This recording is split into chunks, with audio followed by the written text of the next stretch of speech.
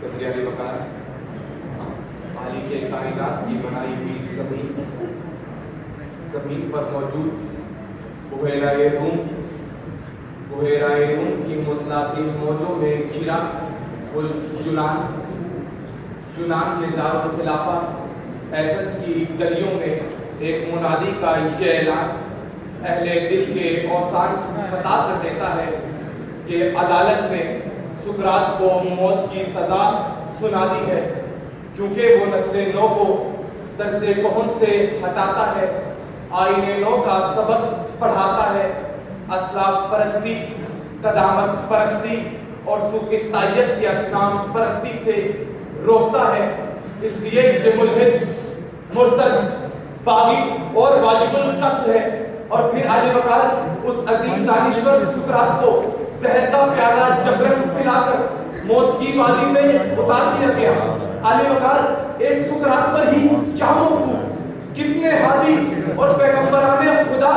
تبلیغ آئین نو کی پاداش میں طرز کہن کی سولی پر چڑھا دیے گئے۔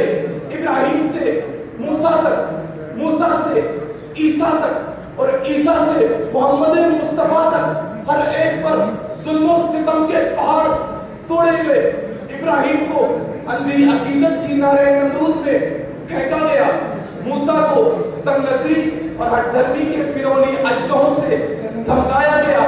عیسیٰ کو رجت پرستی اور کوڑ مغزی کی مریضانہ سولی پر چڑھایا گیا، محمد عربی کو اجداد پرستی اور اصنام پرستی کے پتھروں سے طائف کی گلیوں میں لہو لہان کیا گیا، مگر آئین نو کا پیغام محمدی سارے عرب پر غالب آ کر رہا، اور یہ نسخہ کیمیا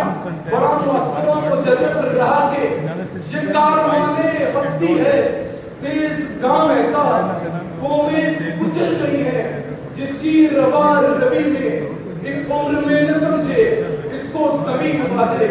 جو بات پا گئے ہم تھوڑی سی زندگی میں، آئین نو سے ڈرنا، طرز کہن پہ اڑنا، منزل یہی کٹھن ہے قوموں کی زندگی میں، منزل یہی کٹھن ہے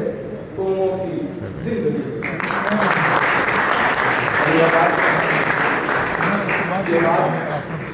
کھلی اور روشن حقیقت ہے کہ دنیا کے اکثر افراد اور اقوام نے آئین نو کا راستہ اپنانے سے گریز کیا ہے، کیونکہ یہ راستہ بڑا جانگہ اور کٹھن ہے، مگر ایمان رکھیے کہ یہی راہ خاردار قوموں کو منزل پر پہنچا دیتی ہے، یہی راہ اقوام کو بقائے دوام اور ارتقائے بام عطا کر دیتی ہے۔ یہ آئین نو دراصل ہر زمانے کی صدا ہے، یہ الہام ہے، یہ تجدیدی مساق ہے، یقین سلیم کا وہ فانوس ہے جو قدامت پرستی کے ظلمت قدم کو افکار تازہ کے نور سے روشن کر دیتا ہے۔ علی وقار تاریخ گواہ ہے کہ جب یورپ نے کلیسائی جگڑ بندیوں کو توڑا اور نشاط ثانیہ کی صبح پر نور کو خوش آمدید کہا تو ان کے نصیب سنور گئے۔ مسلمانوں نے جب تک قرآنی انداز فکر کو اپنائے رکھا،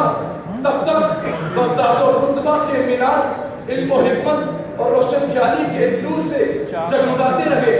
جب تک ہم تحقیق و تجسس اور افکار تازہ کے پہرے بیکرام میں ہوتا افزن رہے، تب تک ہم میں ابن رشد، ابو علی سینا، رازی اور امام غزالی جیسے روشن خیال محقق پیدا ہوتے رہے، مگر جب سے ہم نے اندھی عقیدت، روایت پرستی، پیر پرستی اور ملا پرستی کا توپ اپنے گلے میں ڈالا ہے، تب سے ہم میں نہ کوئی دوسرا رومی پیدا ہوا، نہ رازی، نہ کوئی جندی پیدا ہوا، نہ غزالی۔ اب ہمارے ہاں نہ کوئی تحقیق ہے، نہ تخلیق، نہ کوئی دریافت ہے، نہ ایجاد۔ تو آخر ایسا کب تک جناب صدر، کب تک ہم یوں ہی طرز کون پر اڑتے رہیں گے اور آئین نو سے ڈرتے رہیں گے؟ تو سنو اے میری ملت کے جوانوں، اب وہ وقت آ چکا کہ اٹھو، وگرنہ حشر نہیں ہوگا پھر کبھی۔ توڑو زمانہ چاند قیامت کی چل گیا،